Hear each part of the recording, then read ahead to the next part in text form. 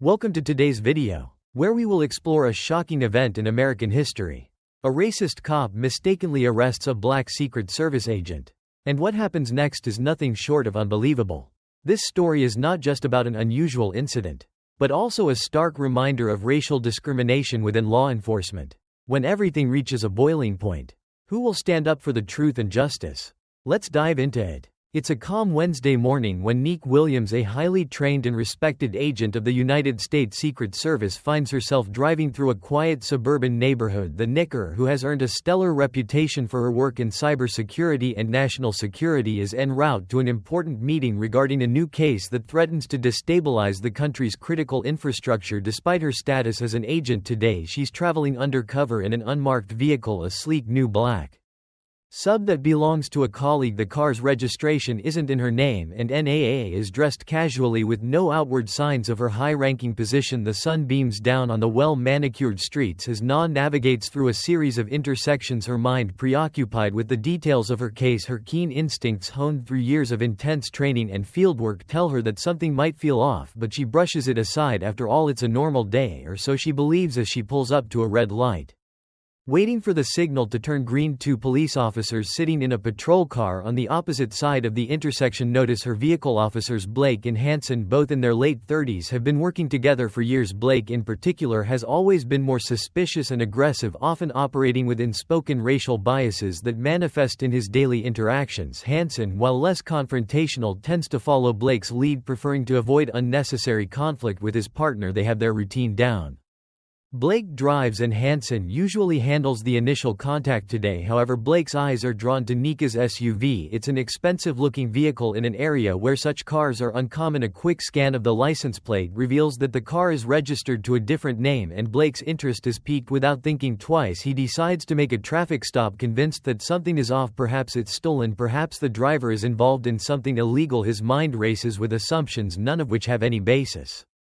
Beyond his initial glance, Flake speaks into his radio dispatch. This is Unit 12 requesting a vehicle stop, black SV, possible susp IOUS activity. We'll be checking it out. Over. Copy that to Unit 12. The dispatcher responds. Hansen glances over at Blake, noting the intensity in his partner's expression. What's the reason for the stop, he asks casually, knowing Blake often operates on gut instinct rather than hard facts. Blake shrugs, his tone dismissive. Just a hunch, that car doesn't fit in here and the registration doesn't match. Let's see what they're up to. Hansen, while not entirely comfortable with the situation, doesn't object. After all, Blake's hunches had led to arrests before, but something in the back of his mind nags at him, a small voice of doubt that he chooses to ignore for the moment. As they trail Nika's SV, Blake flicks on the lights and siren. The shrill wail echoes through the quiet streets, startling a few pedestrians nearby. Nika glances in her rear view mirror and sees the flashing lights of the police car behind her. A surge of adrenaline hits her system, but she remains calm. This isn't the first time she's been stopped, though her instincts tell her that this stop feels different. As she slows down, signaling as she pulls over to the side of the road, her mind immediately begins to process the situation. Two officers, no backup, suburban neighborhood. Her training kick in, reminding her to remain calm and cooperative. She's well aware of the current climate in the country, where misunderstandings between law enforcement and the people of color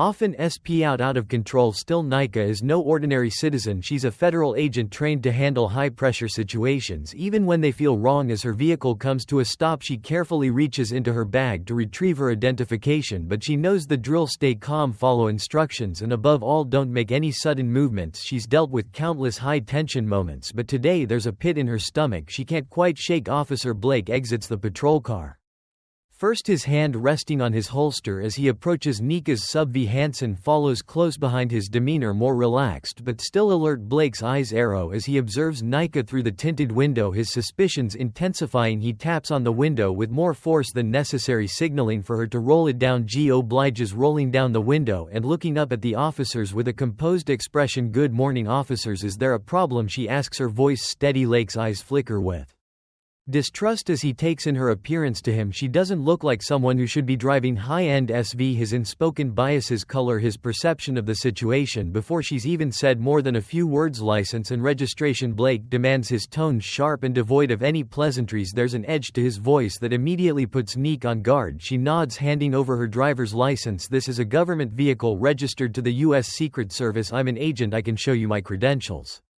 If you'd like, she says, her tone professional yet calm as she reaches toward the glove compartment where her federal ID is kept. Blake's expression shifts from suspicion to disbelief. Secret Service, yeah right, you got a badge to back that up. His voice drips with sarcasm as he takes a step closer to the vehicle. He's heard all kinds of stories from drivers trying to get out of tickets, but this one takes the cake. He thinks a black woman in an expensive car claiming to be a federal agent, not likely. Na maintains her composure.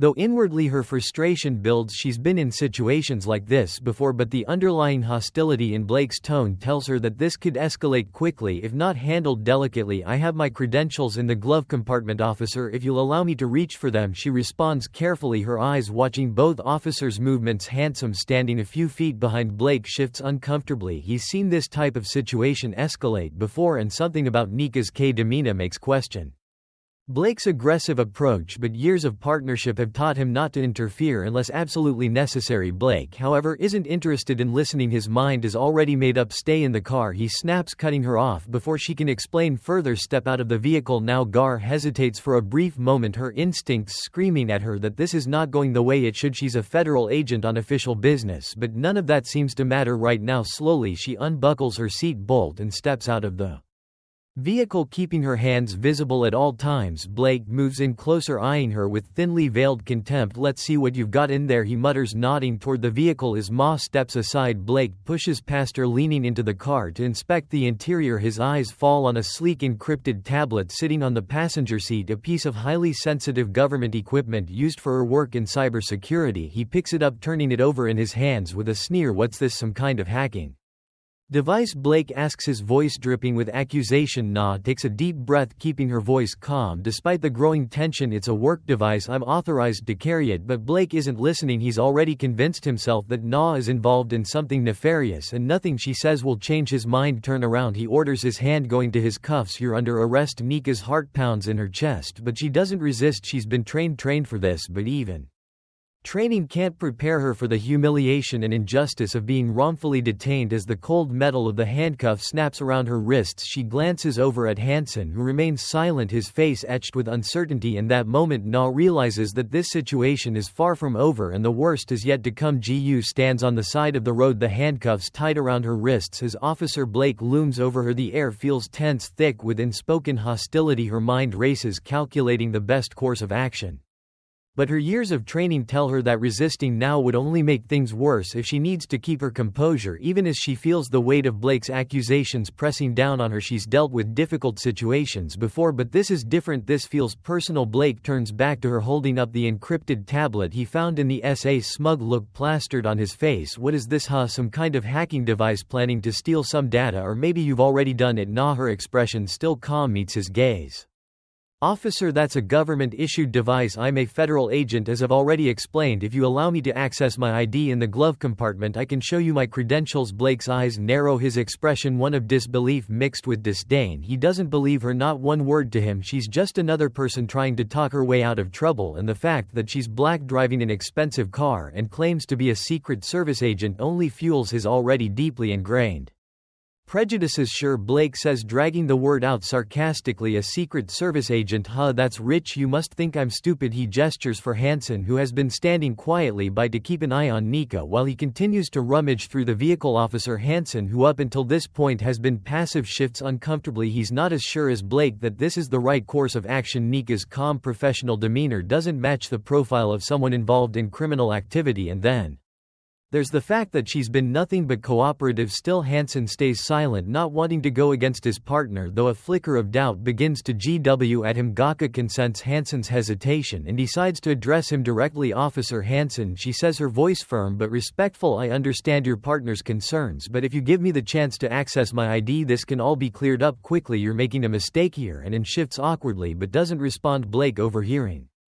the exchange, turns and sneer, a mistake, lady, only mistake here is you thinking you can lie your way out of this. Now shut up and stop trying to play the victim. Jika bites her tongue, the tension rising in her chest. The anger she feels at being wrongfully accused and treated with such blatant disrespect simmers just below the surface, but she knows better than to let it show, so that Blake isn't looking for an explanation, he's looking for confirmation of his own biases, and she knows that any further protest on her part could be twisted Into something it's not. Blake pulls away from the SV, tossing the tablet carelessly back onto the passenger seat. You know what I think? I think you're full of it. I think you stole this car, and that device right there is proof that you're up to no good, probably working with a cyber criminal gang or something. I've seen this kind of thing before. Ina holds his gaze, her voice measured. I haven't stolen anything. That's my colleague's car and I'm on official business. You're making assumptions based on nothing. Blake's eyes flare with anger at her calm rebuttal. You want to keep running your mouth, or are you going to come clean? Cause if you don't, things are about to get a lot worse for you. He steps closer, invading her personal space, his posture aggressive. Geeka doesn't back down, but she chooses her next words carefully. I've told you the truth, officer. I'm not here to argue with you. I know my rights and I know you're acting outside of protocol, but I also know this situation doesn't have to escalate any further.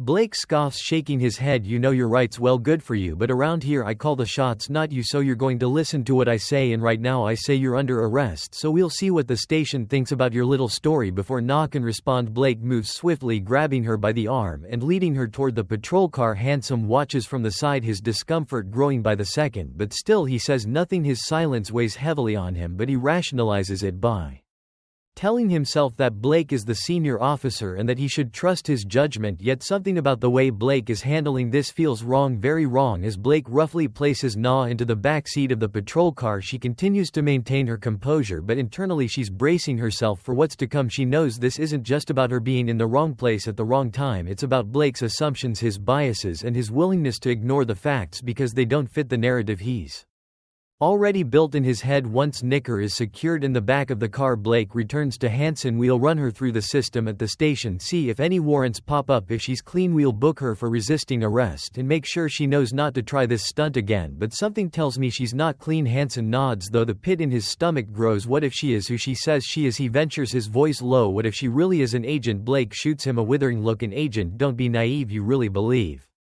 that? Come on, Hanson. She's playing us. Hanson wants to argue, but the words stick in his throat. He knows he should say something, push back, question the arrest, but years of working in a system that values loyalty to your partner over questioning authority keeps him silent. The doubt GWS at him, but he convinces himself to wait and see how things play out at the station. Maybe Blake is right, maybe Nika is lying. As they drive to the station, Nika sits in the back seat, her mind worrying. She knows her situation is serious, but she's also confident that the truth will come out. Colleagues in the Secret Service will vouch for her, and once she gets access to her phone, this misunderstanding will be cleared up. But still there's an underlying fear that even when the truth is revealed, the damage has already been done. Blake pulls into the station parking lot, his expression smug as he exits the vehicle and pulls Na out. The officers in inside watch curiously as Blake leads her toward the processing area. Nake's professional instincts kick in, scanning her surroundings, noting the layout of the station and the officers present. She remains calm, but her heart pounds in her chest. She's seen how these situations can spiral, how power can corrupt, and how easily the truth can be twisted inside the station. Blake pushes her toward a desk where a female officer is handling intake. The officer raises an eyebrow at Blake, clearly curious about the situation. What do we have here? Blake grins, the arrogance dripping from his voice. Caught ourselves. A real winner. Says she's a Secret Service agent. Can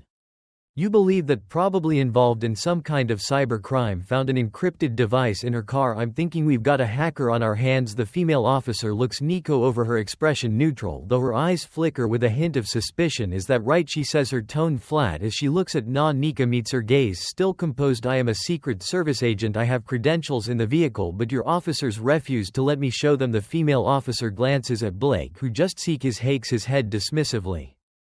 Don't listen to her, but she's just trying to make herself sound important. Let's get her processed and we'll figure the rest later. The female officer nods, pulling out the forms for processing while Blake moves to the other side of the desk, clearly satisfied with how things are going. Hanson, standing nearby, watches the scene unfold. His own is now palpable. He knows he should say something, anything, but his fear of causing conflict with Blake keeps him silent as Na is led through the humiliating process of being booked, fingerprinted, photographed, and her personal items taken. She remains calm, though inside her frustration grows. She knows that the longer this drags on, the harder it will be to reverse the damage. Her reputation, her work, everything she's built over the years could be tarnished by this one wrongful arrest. And for what? Because an officer couldn't see past his own prejudices. But once the booking is complete, Na is placed in a holding cell, the cold metal bench beneath her only adding to the surreal nature of the situation, but she's been on the other side of this process many times, ensuring that justice is served, but now she's the one being treated like a criminal, and the bitter irony isn't lost on her. Why she sits in the cell waiting for her chance to contact her team. She knows that this isn't over, far from it. This is just the beginning of a fight, one that she's determined to win. Sits on the cold bench inside the holding cell, her mind racing as she contemplates the surreal situation she's found herself in. The sterile smell of the station and the hum from scent lights above add to the discomfort, but what grs at her the most is the injustice of it all. She's been detained, handcuffed and booked like a criminal, all based on the unfounded suspicions of an officer driven by biases and assumptions. Chaka knows she must remain calm, but the longer she sits there, the more difficult it becomes to suppress the rising frustration bubbling within her. Meanwhile, back at the front desk, Officer Blake is busy spinning his version of the story to his tails. His tone is casual, almost boastful, as he relays the details of the arrest. I pulled her over, and right off the bat I could tell something was off, and she's driving in sub-registered to someone else, claiming she's with a Secret Service. He scoffs, shaking his head. Can you believe that? A Secret Service agent in this neighborhood? Not a chance. The officers around him chuckle, nodding along as Blake continues. He's convinced of his version of the story, convinced that Na is a criminal who's been caught red-handed, and nothing she says or does will change that. Your Officer Hansen, however, is standing on the sideline, so silent and uneasy. He's been quiet ever since they arrived at the station, watching Blake's behavior with some growing discomfort. Hansen isn't sure what's more troubling, the fact that Blake is so calm, but Blake is so calm via his guilt, or the fact that he's refused to give her the chance to prove otherwise. Hansen clears his throat and steps forward, his voice tentative. Blake, don't you think we should at least check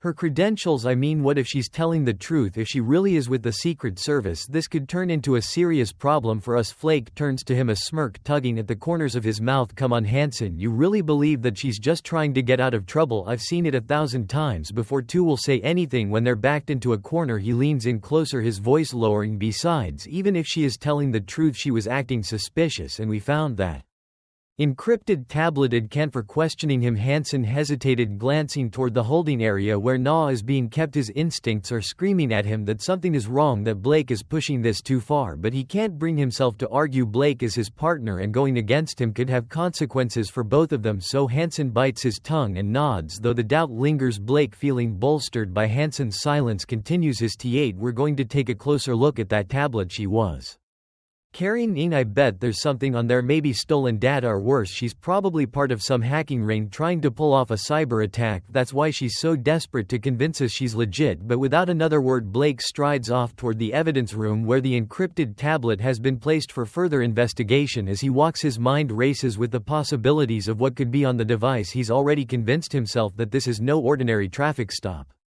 that Neek Williams is involved in something is door than she's letting on. The more he thinks about it, the more certain he becomes that he stumbled onto a significant bust, and the thrill of it clouds his judgment even further. Inside the holding cell, Na remains seated, her hands resting on her knees as she waits for any sign that this nightmare is about to end. She knows her rights, knows that she should have been allowed to contact her superior by now, but the officers have been dragging their feet at every turn. Her phone was confiscated, along with her other personal items, and every time she's asked to make a call, she's been told to wait. The frustration gnaws at her, but she keeps her composure for now. The door to the holding area creaks open. Hansen steps inside, his face lined with uncertainty. He walks up to the bars of Nika's cell, looking down at her with a mixture of guilt and unease. Mika meets his gaze, her eyes sharp and focused. She can tell he's conflicted, and she seizes the opportunity. You know this isn't right, Nika says, her voice low but firm. You know I haven't done anything wrong. You've seen my ID, you've heard my explanation. You can still fix this. Hansen shifts on his feet, glancing around to make sure no one is watching. Look, I don't know what's going on here, he mutters, his tone defensive. But Blake, he's convinced you're hiding something. Anna raises an eyebrow, incredulous. Hiding something? I've been completely transparent. I told you who I am, and I told you what I was doing. Your partner is making assumptions, and you know it.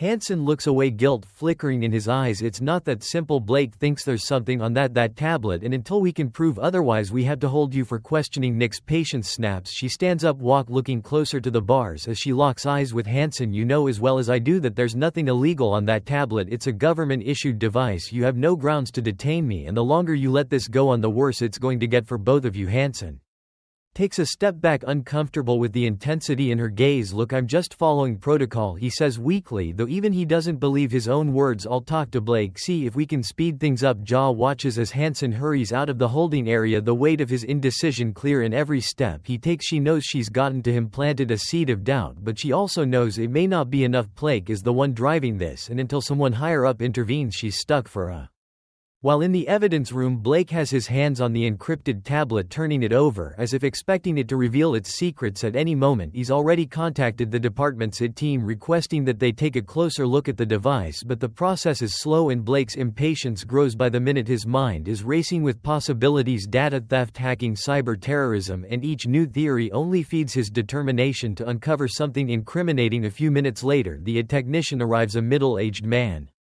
with glasses and a laptop slung over his shoulder. He greets Blake with a nod and sets up equipment on a nearby desk. So what do we have here? The technician asks, glancing at the tablet. Blake folds his arms across his chest, his expression serious. I pulled this from a suspect's car and she's claiming to be a Secret Service agent, that I think she's involved in something bigger, maybe cybercrime. I need you to get into this thing and find out what she's hiding. The technician raises an eyebrow but doesn't question Blake's assessment. He plugs the tablet into his laptop and begins the process of attempting to break through the encryption. It's a sophisticated system, one that clearly belongs to a government-issued device, and the technician's brow furrows as he works. This is high-level encryption, the technician mutters after a few minutes. It's not something I can break into easily. It's going to take some time. Blake's frustration mounts. I don't care how long it takes, I need to know what's on the tape tablet. The technician nods and continues his work, but Blake's mind is already spinning with worst-case scenarios. He's convinced that Na is part of some elaborate criminal operation, and the fact that the encryption is so advanced strongly strengthens the belief that she's hiding something. As the minutes tick by, Blake paces the room, his impatience grows with each step. His phone buzzes and he pulls it out of his pocket, glancing at the screen. It's a text from Hansen. We need to talk, something's not right about this.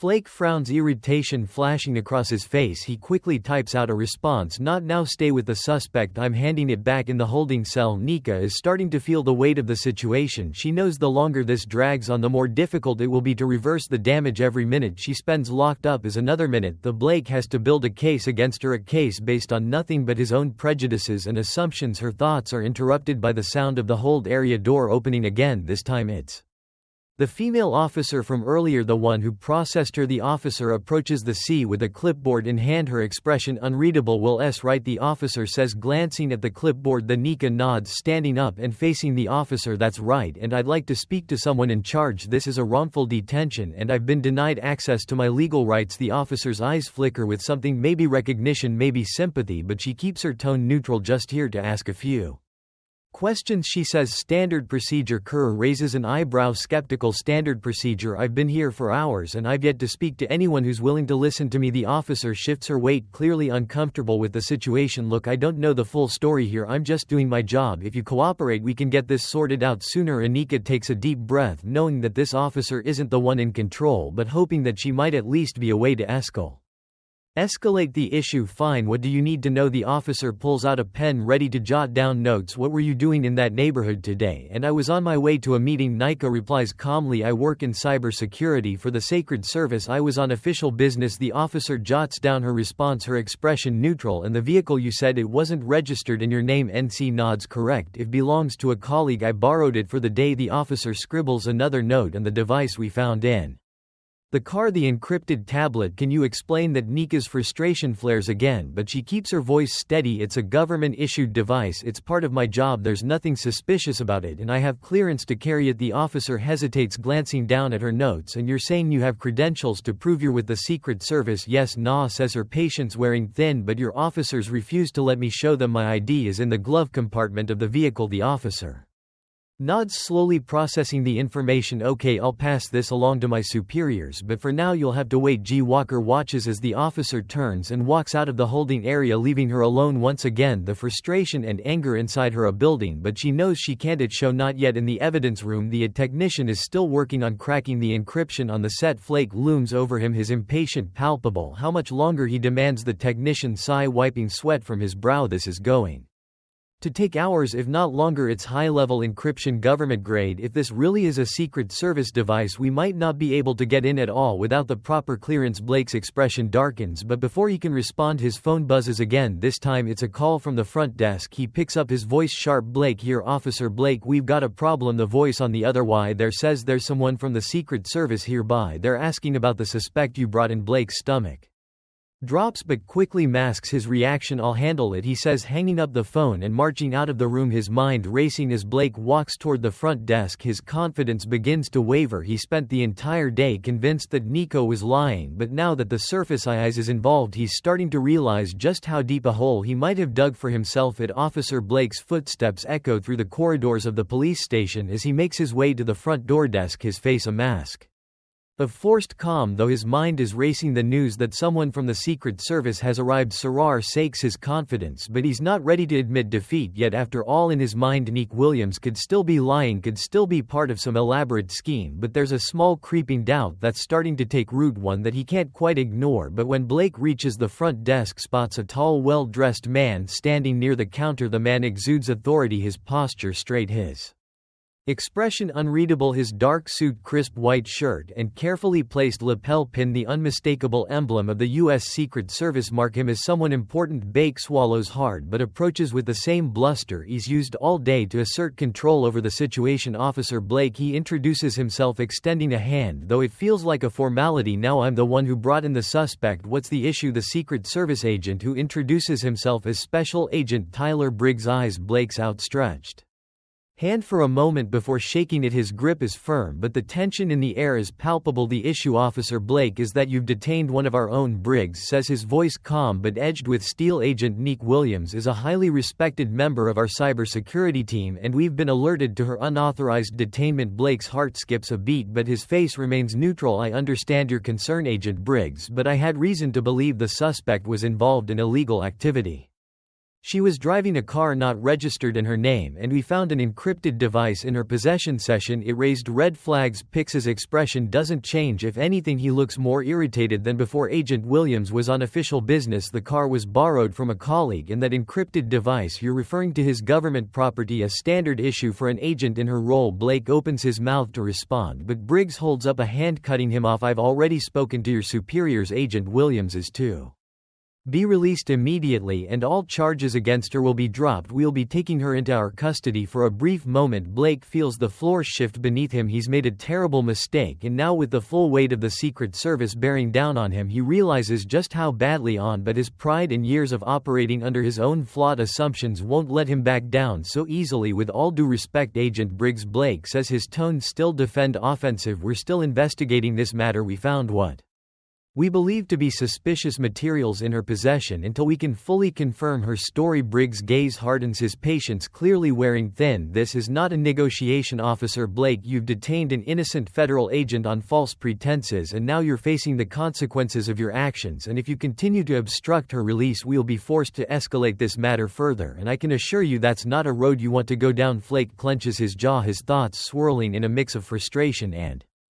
fear. The reality of the situation is hitting him hard, but part of him still clings to the idea that he was justified in his actions, that he wasn't wrong to follow his instincts, even if those instincts were influenced by biases he refuses to acknowledge before Blake can say anything else. The station's captain, a burly man in his 50s with a noon's attitude, strides into the room. His face is set in a grim frown as he takes in the scene. Blake, we need to talk, the captain says, his voice brooking no argument in my office now. Blake stiffens but nods, casting one last glance at Agent Briggs before following the captain into the office. The door closes behind them with a heavy thud, leaving Blake standing in front of the captain's desk trying to maintain his composure. The captain doesn't waste any time. What the hell is going on, Blake? He snaps, his eyes blazing with frustration. We've got the Secret Service breathing down our necks because of this. Why wasn't I informed that you were holding a federal agent? Blake shifts uncomfortably. I didn't know she was an agent at first. She wasn't acting like one, the car wasn't registered to her, and the whole situation seems suspicious. I was following protocol.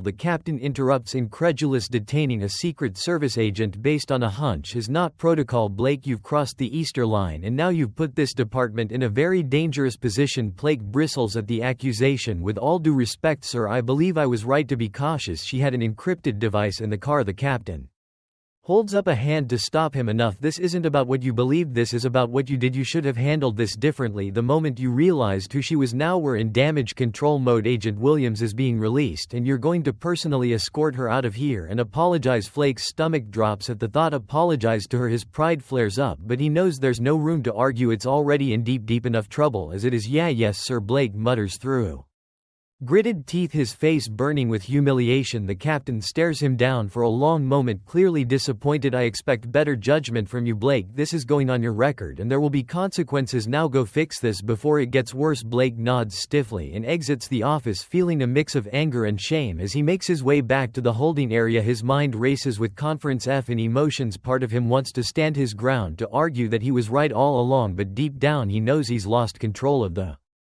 situation. But when Blake arrives at the holding area, he finds Hansen standing by, looking more conflicted than ever. Hansen glances at Blake, unsure of what to say, but before he can speak, Blake brushes past him and unlocks the cell where N is being held. Gas stands as soon as the door swings open, her expression calm but speedy. She knows the power dynamic is shifting in her favor, but that doesn't erase the hums. Blake can feel her eyes on him, and for the first time all day he feels a flicker of guilt. Agent Williams, Blake says, his voice stiff and formal. You're free to go. I apologize for the misunderstanding. She watches him closely, her gaze unwavering. She doesn't say anything for a long moment, letting the weight of his words hang in the air. Finally she steps forward, her posture straight and dignified despite everything she's been through. And I hope this serves as a lesson, Officer Blake Nicker says, her voice low but firm. Assumptions and biases don't just harm innocent people, they undermine the very system you're supposed to protect. Blake swallows hard, his pride wearing with the growing realization that he's in the wrong. He opens his mouth to respond, but no words come. Nika turns and walks out of the, heading toward the front desk where Agent Briggs is waiting. She approaches. Briggs gives her a nod of respect, then turns his attention back to the officers at the desk. The Gent Williams will be leaving with me. We'll handle the rest from here. The officers at the desk nod, clearly aware of the tension in the room. They move quickly to return Nika's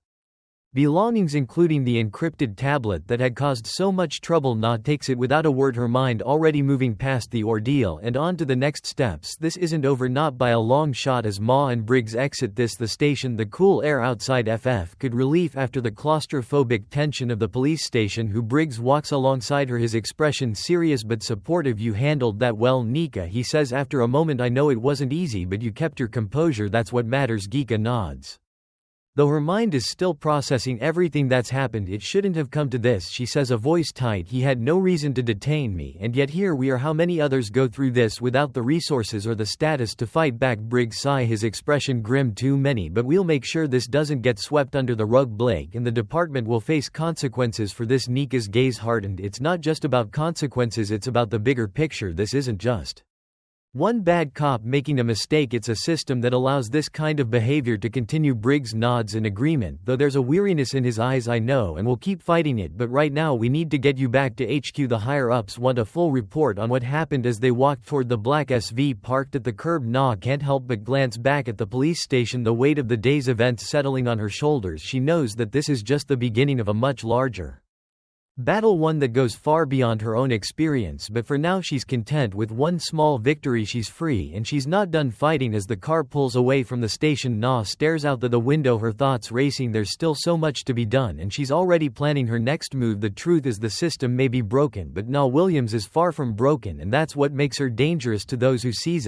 to abuse their power. As the black sub drives away from the station, Na sits in the passenger seat, her hands resting in her lap. The events of the day weigh heavily on her, but she refuses to let the frustration overwhelm her. Her thoughts are focused now, razor sharp. The system is flawed, and her wrongful detainment is just another symptom of a much deeper problem. Beside her, Special Agent Tyler Briggs is silent, his eyes fixed on the road. The tension between them is palpable, but it's not directed at one another. It's the shared understanding that what happened today was not an isolated incident, but part of a much larger systemic issue. They've both seen it before. Good officers getting caught up in their own biases, departments willing to overlook the misconduct of their own, and innocent people paying the price. Tina turns toward the window, watching the seacape blur by. The relief of being free from that cell is quickly giving way to a determination that is all too familiar. This was a fight she had faced her entire career, but today's incident made it personal. I can't let this go, Na says finally, her voice cutting through the Silence in the car. I need to see this through. Tyler Briggs glances over at her, his expression somber but knowing. I figured you'd say that, as we'll make sure this gets handled. I've already contacted our legal department. They're preparing to file formal complaints against Blake and the department. It won't be easy, but we have a strong case. But what they did to you was completely illegal. Nika shakes her head. It's not enough. Blake is just a symptom. There's something deeper here, a culture that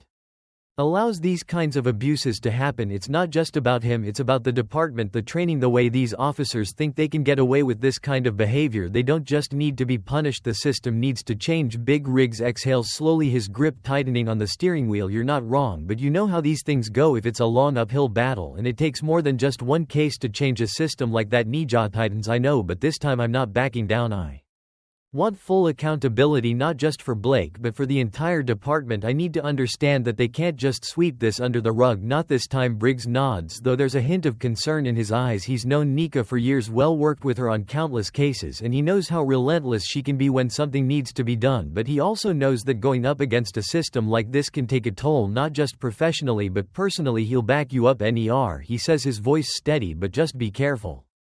When you push against something as big as this, they push back. CG turns her gaze toward him, her eyes filled with determination. I'm ready. They drive in silence for the next several minutes, the weight of the conversation hanging between them. Na's mind races, formulating the steps she'll need to take to expose the corruption she's certain runs deep within the department. It's not just about what happened to her today, it's about every person who's been wrongfully detained, harassed, or brutalized by officers who abuse their power. She has the resources, the platform, and the drive to make sure this story gets out. Just as they pull onto the highway, Na's phone buzzes in her pocket. She pulls it out and glances at the screen. It's a message from a trusted contact within the Secret Service's legal team. Urgent. Blake's department is trying to cover this up. They're spinning the narrative. Be ready. Nika's heart sinks, but her resolve hardens. She shows the message to Briggs, who glances at it briefly before muttering a curse under his breath. They're trying to get ahead of it, he says, his voice filled with frustration. Damage control, of course they are. Nika replies, her voice sharp. They know they screwed up, so they'll do everything they can to make it look like this was all a misunderstanding, like I somehow overreacted, or worse, that I'm guilty of something. They'll try to paint me as the problem. Briggs' expression is grim. We can't let that happen. We need to get ahead of this. Far. Na nods, already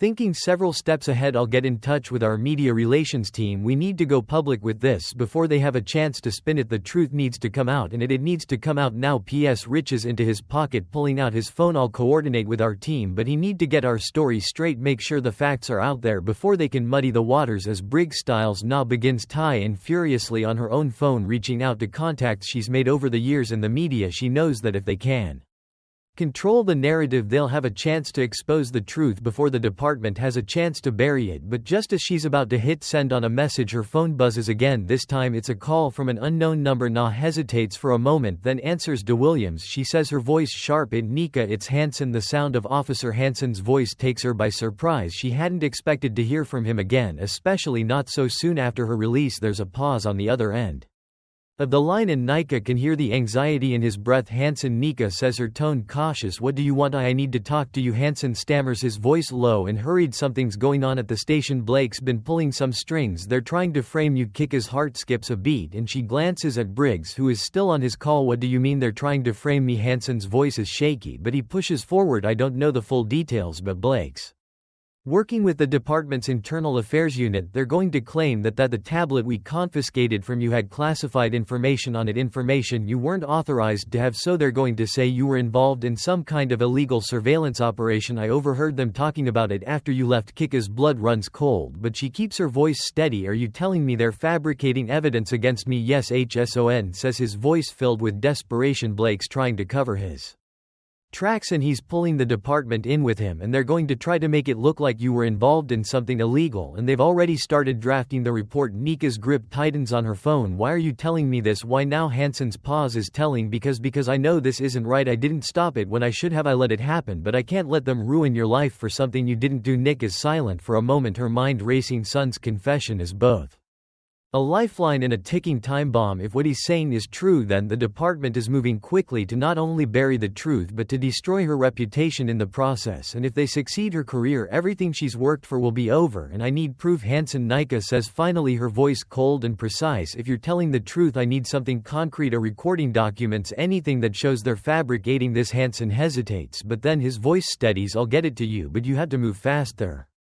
Going to make their move soon. Nick's heart pounds as she hangs up the phone, her mind a flurry of thoughts. She turns to Briggs, who has just finished his own call. They're setting me up, Nika says, her voice tight with anger. Blake's working with internal affairs. They're going to claim I was involved in illegal surveillance. Hansen just called to warn me. Briggs' face hardens, his eyes narrowing in anger. So they're going full on with the cover up. This is bad, really bad. Nod takes a deep breath, her mind racing. We need to act fast. If Hansen can get us proof, we can blow this wide open, but we need to be ready for them to push back hard. Briggs nods, his jaw clenched. I'll get our legal to on this. We need prepare for a media blitz, and we need to make sure they don't have time to release their fabricated evidence. Nika nods, her thoughts moving at lightning speed. I'll reach out to my contacts in the press. We'll make sure the truth gets out before they can destroy me. The two agents work in tandem for the next few hours, coordinating with legal teams, media contacts and trusted colleagues within the Secret Service. Every minute feels like a countdown to an inevitable clash, a battle not just for Na's career but for the truth itself. Hours later, as the sun begins to set, Na's phone buzzes again. It's another message from Hansen. I've got the recording, sending it now. Na's heart leaps as she quickly opens the attachment. It's an audio file and she presses play, her pulse racing. The voices on the recording are clear. Blake's voice along with two other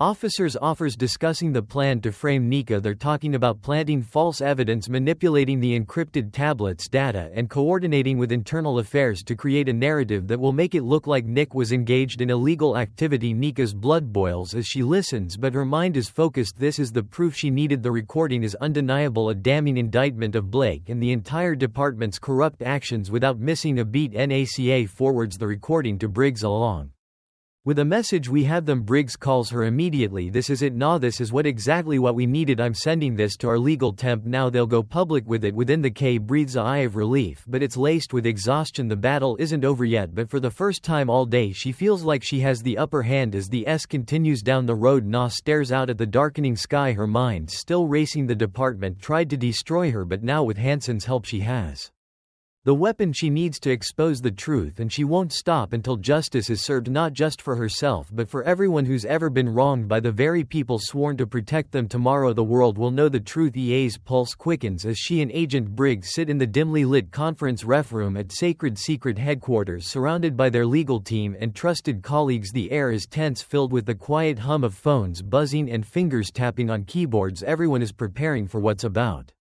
to happen, a media storm that could either destroy her or expose the corruption that had put her in this position in the first place. From the table in front of her sits the evidence that will make or break the case. Hansen's recording. Lake and his accomplices have been court plotting to fabricate evidence, manipulate the encrypted tablets data. The recording is crystal clear, the voice is unmistakable, and there's no way Blake can spin his way out of this now. Across from Nicker, Briggs is deep in conversation with one of the agency's senior attorneys, his tone clipped but urgent. We go public with this now before Blake's department has a chance to release their fabricated narrative. If we don't control the timing, they'll have the upper hand. And the attorney nods, his eyes scanning the text of a press release that will be distributed within the hour. We've got the recording and we've already filed formal complaints with the Department of Justice and the local police oversight board. S is solid, but we need to brace for the fallout. Nika exhales slowly, the tension in her shoulders finally starting to ease. She knows this is only the beginning, but it's the turning point she's been fighting for since the moment Blake slapped the cuffs on her. She's no longer on the defensive now, she's the one pushing back. A knock on the door interrupts the conversation and a junior agent steps in holding a tablet. The press is ready, awaiting for a statement. Briggs nods and glances at Nika. You ready for this? Kika straightens in her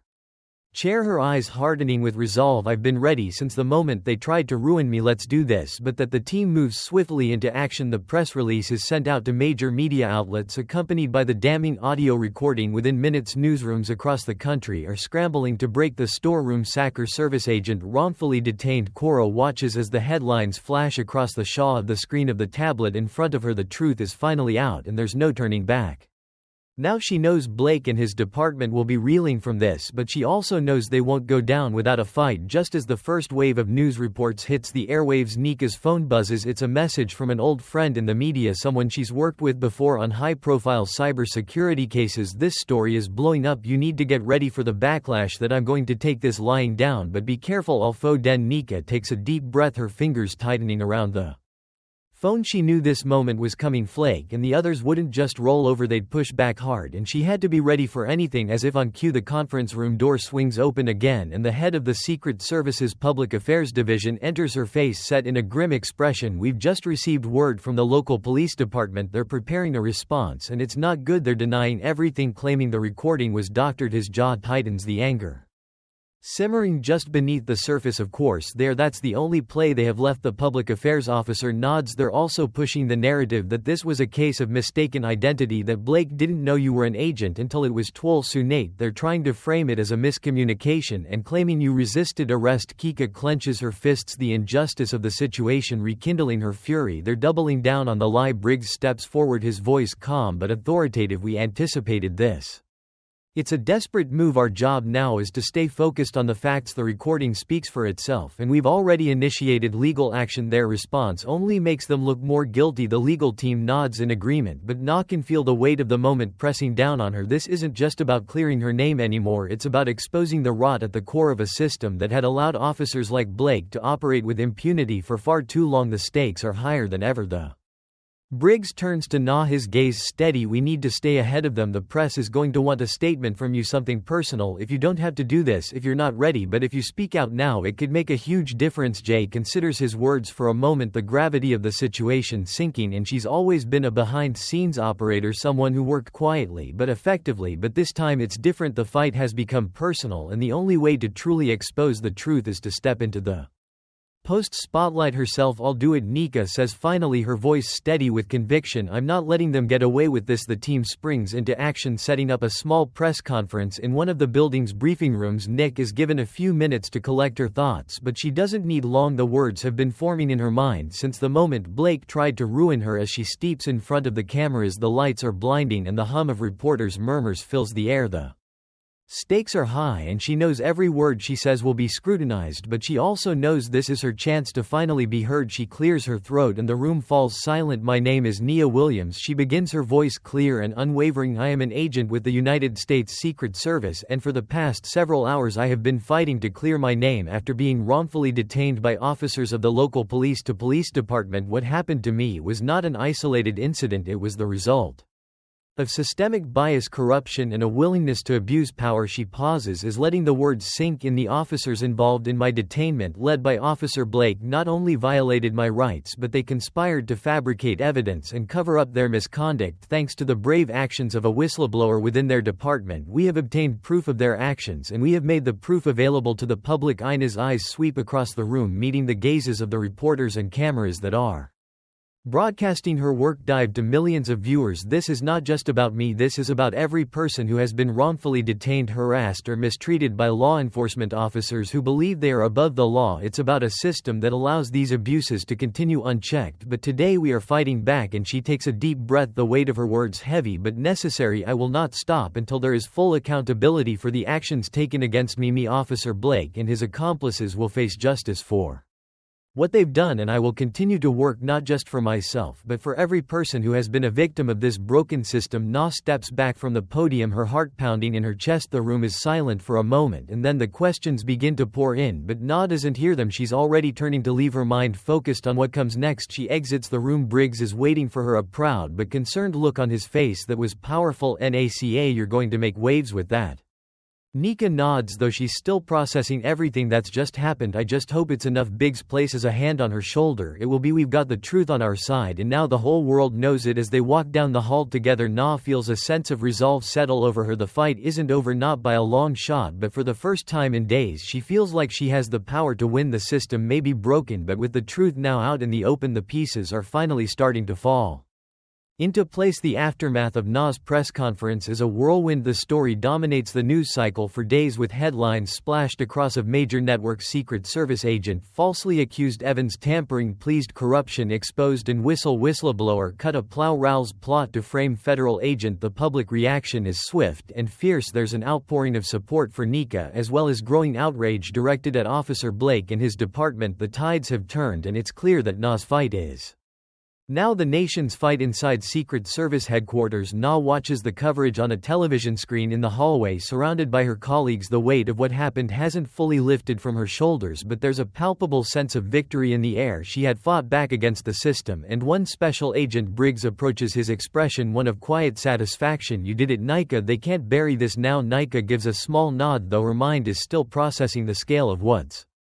transpired. It doesn't feel real yet. She admits it's hard to believe we finally on the other side of this. Briggs nods thoughtfully. "I get that, but we've got momentum now, and we're not letting how of it." The Department of Justice is launching an official investigation into Blake, and the entire precinct internal affairs won't be able to protect him anymore. The news should bring relief, and in some ways it does, but Na also knows this is just the beginning. There's still a long road ahead for her, for the whistleblower Hansen, and for everyone else who's been affected by the corruption they've uncovered. "I know," Nika says, her voice steady, "but this isn't just about Blake, it's about the entire system. He's one officer, but there are plenty more like him. This fight is far from over." Biggs offers her a reassuring smile. "And you're the one leading the wall. Don't forget that." Gika looks back at the television, watching as a panel of analysts discusses the implications of the case. They're talking about police reform, about systemic racism, about accountability. It's the conversation that needed to happen, the one she'd hoped her ordeal would spark, and now it's finally happening. The next few weeks are a blur of legal battles, public appearances, and internal reviews. Blake is suspended from duty pending a full investigation, and several of his colleagues are implicated in the conspiracy to frame Nika. The fallout is immense, with calls for sweeping reforms within the department. Officers like Blake, who had operated unchecked for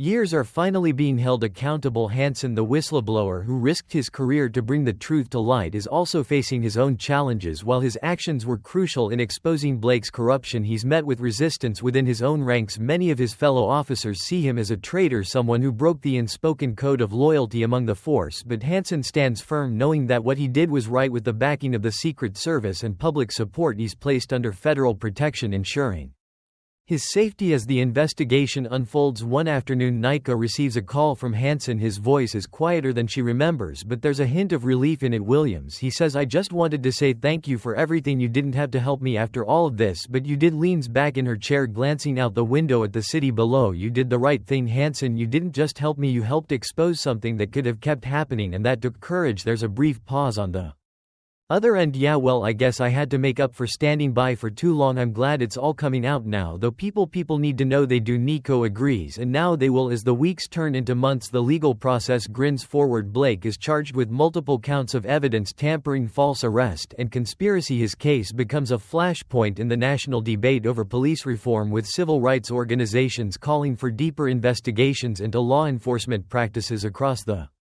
country. The public is watching closely, and for the first time in years there's a real sense that change might be possible. G, meanwhile, returns to her work at the Secret Service, but things are different now. Her case has elevated her profile, not just within the agency but across the country. She's invited to speak at conferences, to join panels on criminal justice reform, and to meet with lawmakers who are pushing for legislation aimed at addressing the systemic issues that her case highlighted. But through it all, Na remains grounded. She knows that while her battle may have been won, the larger fight is ongoing. Every victory is hard won, and there are still countless people facing the same injustices she fought against. The one evening, as N is leaving the office, she pauses in the lobby, looking at a framed photograph of the agency's emblem on the wall. As she reflects on everything that's happened, the fear, the anger, the determination, and ultimately the victory. It's been a harrowing journey, but she knows it was necessary, not just for herself but for everyone who had been silenced, ignored, or bent. Pix walks up beside her, following her gaze to the emblem. "You did something big here, Nika. Don't forget that." G turns to him, a small smile tugging at the corners of her mouth. "I didn't do it alone." Briggs chuckles. "Maybe not, but you're the one who stood in front of the world and told the truth. That's something no one can take away from you." Ika nods, feeling the weight of his words. "Thanks, Tyler. I just hope this is the start of something bigger." "It is," he says confidently, "and it's not over